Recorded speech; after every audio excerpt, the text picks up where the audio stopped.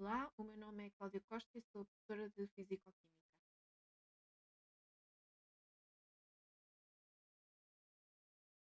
Hoje vamos falar um bocadinho sobre neutralização, que diz respeito às reações químicas que acontecem sempre que temos uma titulação ácido-base. Este tópico está inserido no domínio das reações em sistemas aquosos, reações ácido-base. O nosso objetivo é começar por ver o que é uma neutralização. Depois vamos falar do pH de sais para trabalhar o ponto de equivalência e como é que ele se detecta.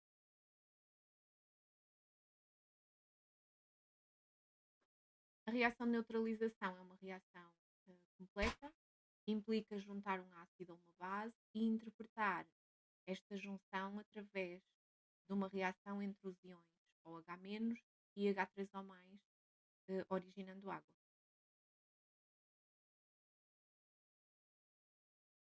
Então vamos tentar perceber o que é que acontece quando temos uma reação de neutralização. No global, quando juntamos um ácido a uma base, do ácido eh, vão aparecer os iões H3O+ em solução e a partir da base vão aparecer os iões OH- em solução.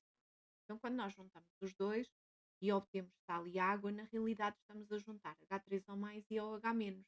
E desta reação há a formação de moléculas de água.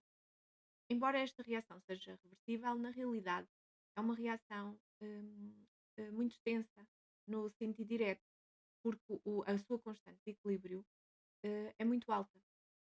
Então, basicamente, ao misturarem-se as duas soluções, são os íons H3O+ provenientes do ácido que vão reagir com os íons OH- provenientes da base, mediante as quantidades que nós usamos de um e de outro.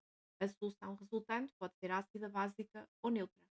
Além de podermos ter aqui uma proporção diferente na reação, o caráter químico desta solução também vai depender do sal que se forma nesta reação.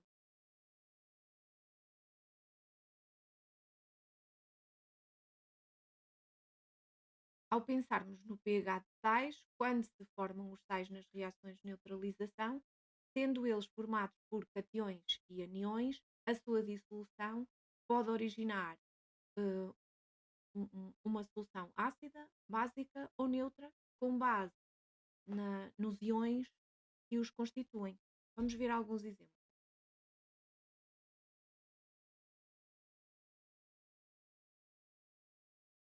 Então, o nosso objetivo é vermos o que é que acontece quando juntamos um ácido forte ou uma base forte. É o nosso primeiro exemplo, é o mais fácil de interpretar.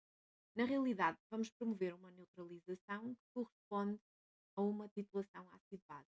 Nós vamos colocar num Erlenmeyer ou num Goulet o nosso ácido, é chamado titulado, e numa bureta, é uma espécie de uma pipeta com uma torneirinha para facilitar a adição do conteúdo desta bureta, ou titulante, ao nosso titulado. Vamos juntar os dois.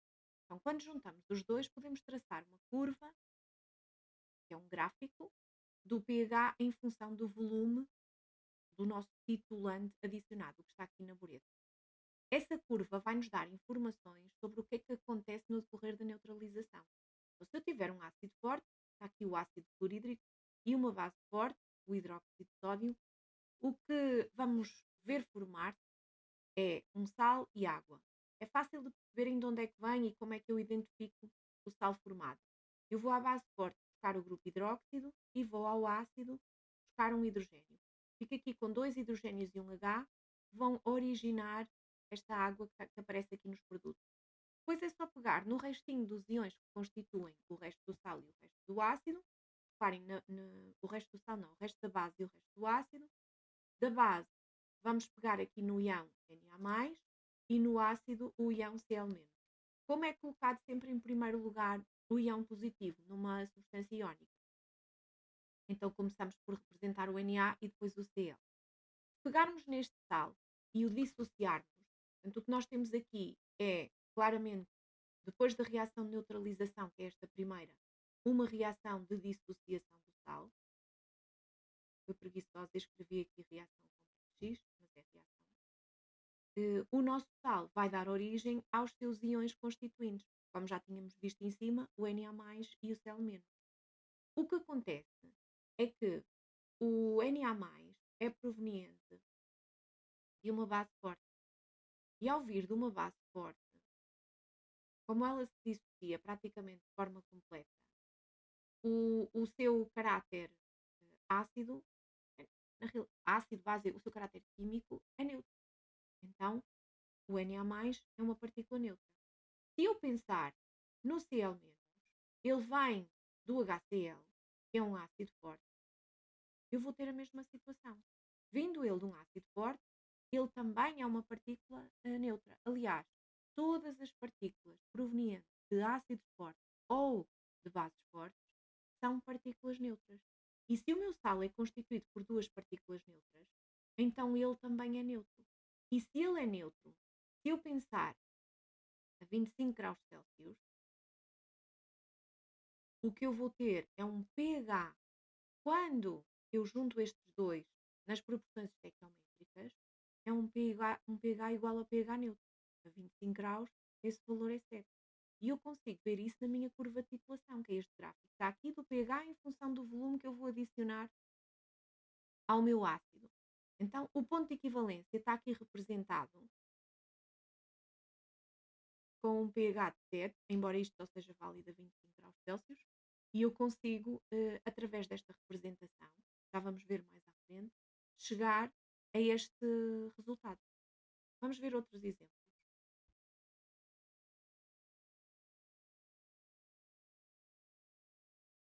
Se em vez de um ácido forte e uma base forte, eu adicionar a um ácido fraco uma base forte, o que é que acontece?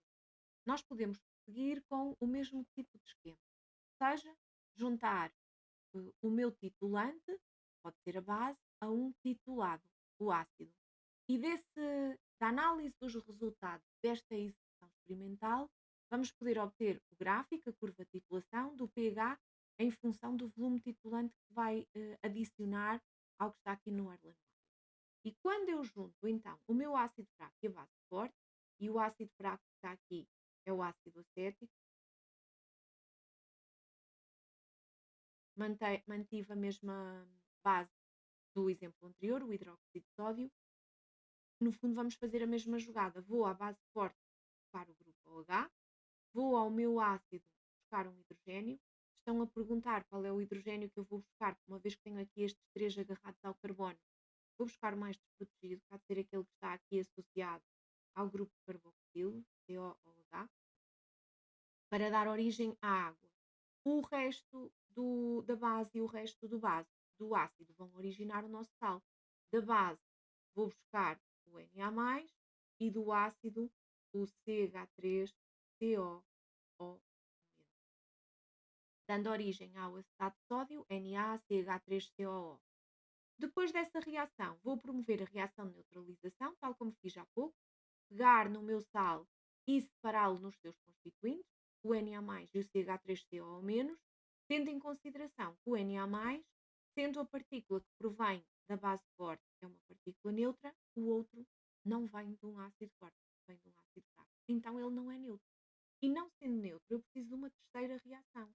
Chama-se a reação de ionização, ou se quiserem, de hidrólise, uma vez que envolve aqui a água. Ao colocar o meu ião acetato a reagir com a água, originamos o ácido acético, CH3COH, e OH-. A presença deste OH- é um indicador de que esta partícula tem características básicas. E se o meu sal é constituído por uma partícula neutra e outra com características básicas, então o sal também é básico. E o que é que isso vai acontecer em termos de curva de titulação? O pH no ponto de equivalência já vai ser, ou vai tomar um valor acima de 7 se a temperatura for de 25 graus Celsius.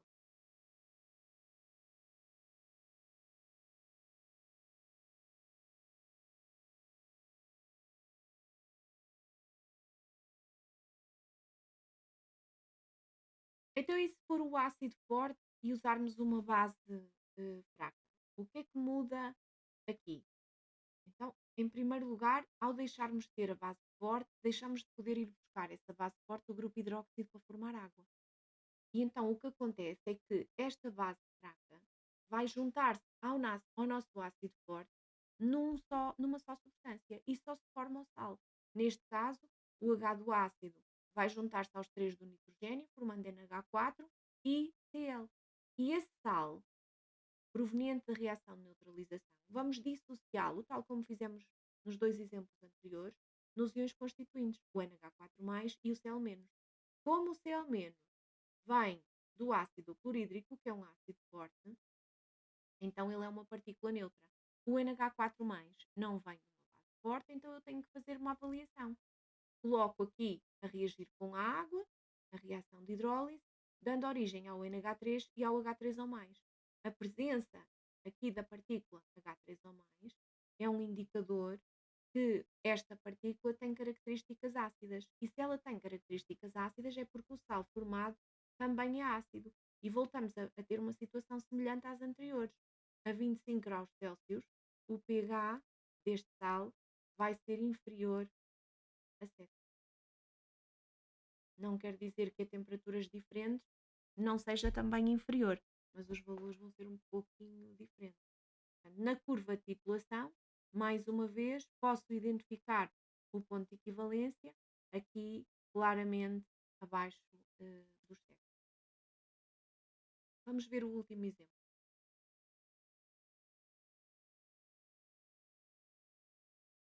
Esta situação é a mais complexa, que é quando temos um ácido e uma base a juntarem-se, mas ambos fracos. Portanto, ácido fraco mais base fraca. O que é que acontece? Isto vai depender qual é que é o meu ácido fraco e qual é que é a minha base fraca. No fundo, nós vamos fazer uma avaliação das partículas que constituem o sal em termos de hidrólise e das respectivas constantes de ionização. Então, eu escolhi o ácido cianídrico, o HCN, para o ácido fraco e o amoníaco para a base fraca. Também não temos a base forte para ir buscar o grupo OH, para formar a água, então acontece algo semelhante ao exemplo anterior, que é o ácido e a base unem-se para formar um só sal, neste caso o cianeto de amónio, o NH4CN. Quando se dissocia em água, dá origem ao NH4+, e ao CN-. Para eu poder avaliar o caráter químico do meu sal, eu tenho que perceber o que é que acontece a estas duas partículas quando elas reagem com a água.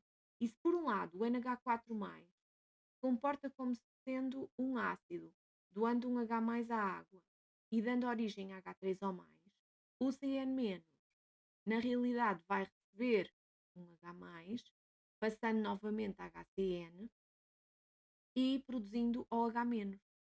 Então, o que eu tenho é H3O+ e OH- em solução. E eu preciso saber quanto é que tenho de quê. Se ambos estiverem nas proporções estequiométricas, tenho uma situação. Não estando, eu tenho outra que é preciso estudar um bocadinho à parte. No fundo, é como se tivesse uma, uma mistura diferente do habitual. Aqui, nestas circunstâncias em que os dois estão nas mesmas proporções estequiométricas, eu só tenho que ir comparar as constantes de ionização que me derem. Podem dar-me aqui duas situações. Deixei aqui os valores a 25 graus Celsius, mas podem ser dados a temperaturas diferentes, desde que a gente utilize a interpretação de forma coerente. O ácido cianídrico tem um Ka de 6 vezes 10 menos 2 e o amoníaco tem um Kb de 1,8 vezes 10 menos 5. Claramente, o do amoníaco sendo significativamente maior que o do HCN, isso faz com que o resultado da hidrólise ou da ionização destas duas partículas provenientes do sal tornem esse sal básico. No fundo, eu só preciso fazer a comparação entre o Ka e o Kb das duas soluções que eu juntei, ou então o Ka e o Kb dos conjugados. Eu coloquei cá em baixo, não se esqueçam que o Ka vezes o Kb, portanto estamos a falar dos capas para o mesmo par conjugado, vai corresponder ao valor do Kw. E ao corresponder ao valor do Kw, se eu tiver o Ka do HCN, eu posso terminar o Kb do CN- à custa deste valor do Kw. do KW, da constante de alta ionização da água. Se em vez de usar do ácido e da base original, eu quiser trabalhar diretamente com o NH4 e o CN-, também é possível de fazer.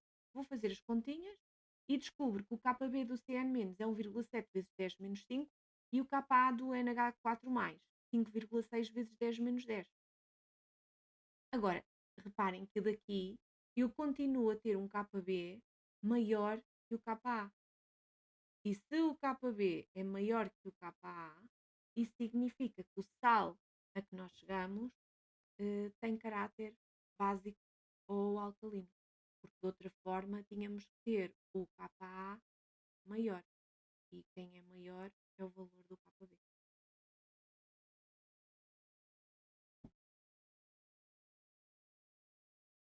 Vamos então ver o que é o ponto de equivalência, porque ele está muito associado às reações de neutralização. Estas reações são usadas na análise química, normalmente através de uma titulação ácido-base, que nos permite determinar a concentração desconhecida de um ácido ou de uma base.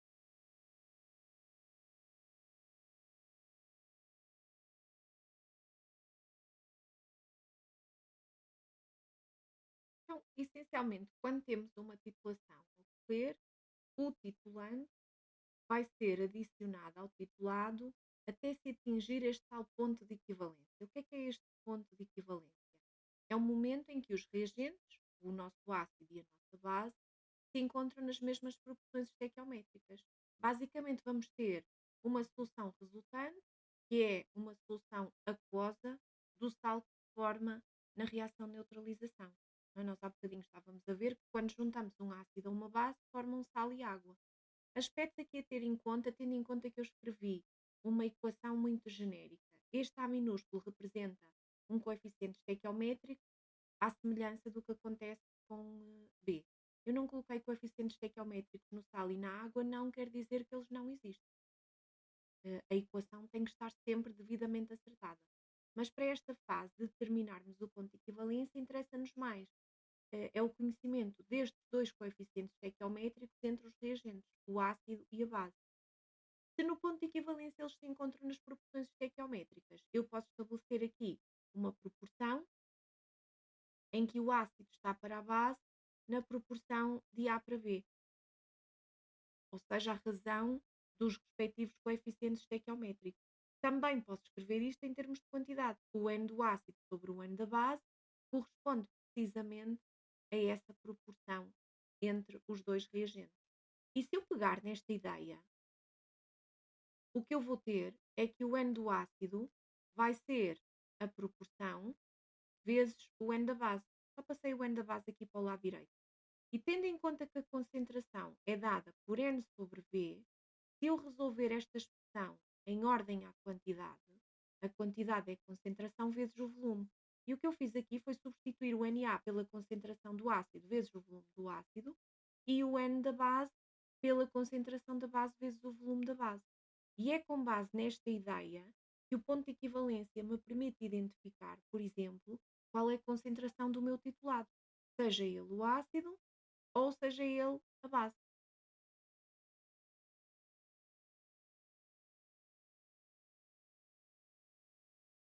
Mas como é que nós vamos identificar o ponto de equivalência numa reação química? Como é que nós olhamos e a vemos acontecer? Basicamente, para eu fazer esta determinação, preciso traçar uma curva, a curva de titulação. É um gráfico em que eu vou colocar o pH da minha solução no eixo dos y, à medida que eu vou registando o volume de titulante que adiciono ao meu titulado. Portanto, este pH vai ter um valor dinâmico que se vai ajustando à medida que eu vou colocando mais titulante. Ainda assim, depois de ter a curva de titulação, eu consigo terminar o ponto de equivalência. Mas é mais comum corrermos à utilização de um indicador ácido-base, que vai mudar de cor consoante o pH da solução e que permite, em aproximação, determinar este ponto de equivalência. Na realidade, ao mudar de cor o indicador, desde que ele seja adequado à titulação, ele identifica-nos o ponto final e este ponto final deve ser próximo do ponto de equivalência. Já vamos ver como é que ele aparece.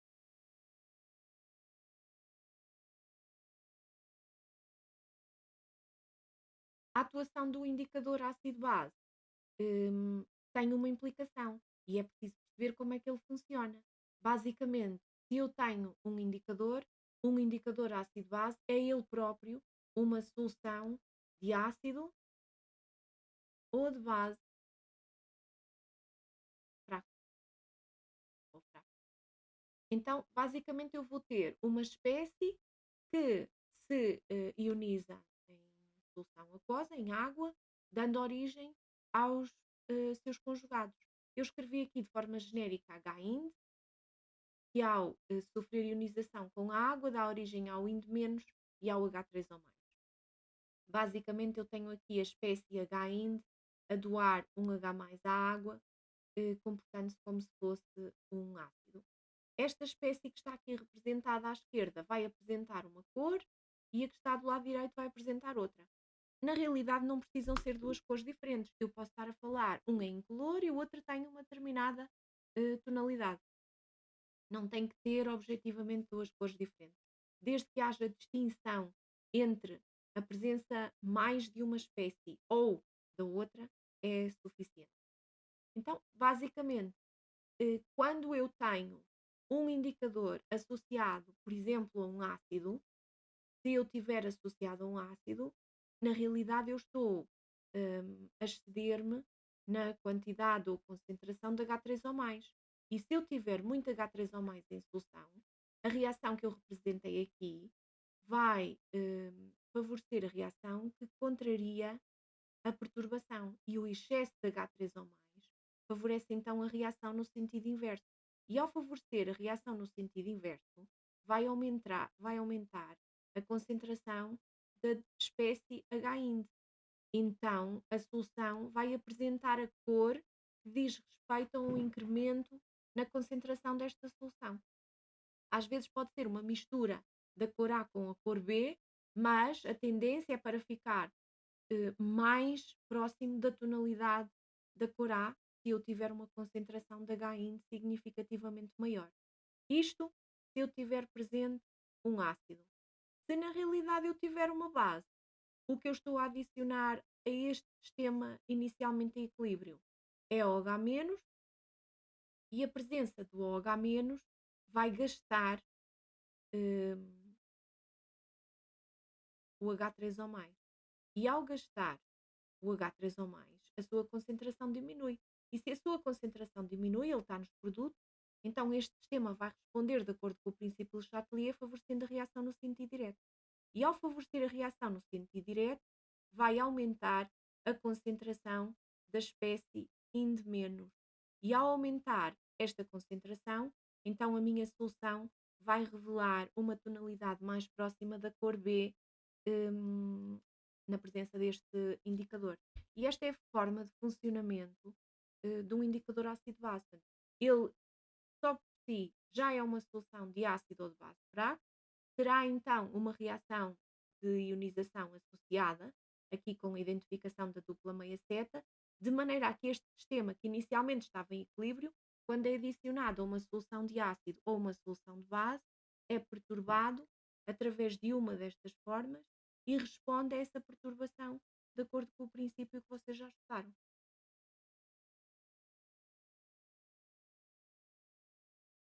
Mas como é que eu posso escolher o indicador ácido-base adequado à minha titulação?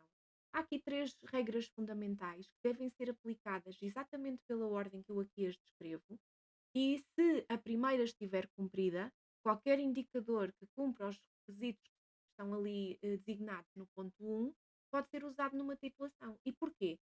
Quando nós executamos uma titulação, o nosso gráfico de pH em função do volume titulante gasto é um gráfico semelhante a este que eu representei aqui. E temos aqui uma zona em que há uma variação muito brusca do valor de pH. Eu vou ter aqui o meu gráfico quase uma linha reta. E isto implica que, neste intervalo de pH, em que eu tenho esta variação abrupta, no exemplo que eu deixei aqui, varia entre os 3 e os 11 de pH, eu posso escolher um indicador qualquer, desde que ele tenha a sua zona de viragem contida nestes valores. O que é esta zona de viragem? A zona de viragem é o intervalo de pH em que o indicador vai apresentar mudança de cor. Agora, claro que o primeiro critério, eu posso escolher qualquer indicador que mude de cor ao longo destes valores todos de pH. Então eu posso ter um indicador cuja zona de viragem seja, por exemplo, este bocadinho aqui que eu assinalei, ou então pode ter uma zona de viragem maior, ou ainda mais pequena do que aquela primeira que eu representei. Qualquer indicador cuja zona de viragem caiba aqui dentro pode ser usado para a titulação porque vai nos identificar o ponto final que há de ser sempre próximo do ponto de equivalência, uma vez que esta região aqui é uma linha quase vertical. Mas eu posso escolher um indicador mais adequado e aproximar o meu ponto final ao ponto de equivalência. Como é que eu faço isso? Se a zona de viragem do meu indicador incluir o pH no ponto de equivalência. Claro que eu tenho que saber como é que eu chego ao pH no ponto de equivalência, mas isso implica estudar o sal que se forma durante a reação de neutralização. Então aqui eu já vou ter um- um- uma redução no número de indicadores de ácido-base que eu posso utilizar. A terceira etapa permite-nos comparar as zonas de viragem de vários indicadores. Quanto mais estreita for essa zona de viragem, significa que aquele indicador vai mudar de cor mais próximo ainda do ponto de equivalência. E então, cumprindo estes três requisitos, eu tenho o melhor indicador de todos, ainda que basta cumprir o primeiro indicador para que eu possa escolher qual é aquele que é adequado à minha titulação.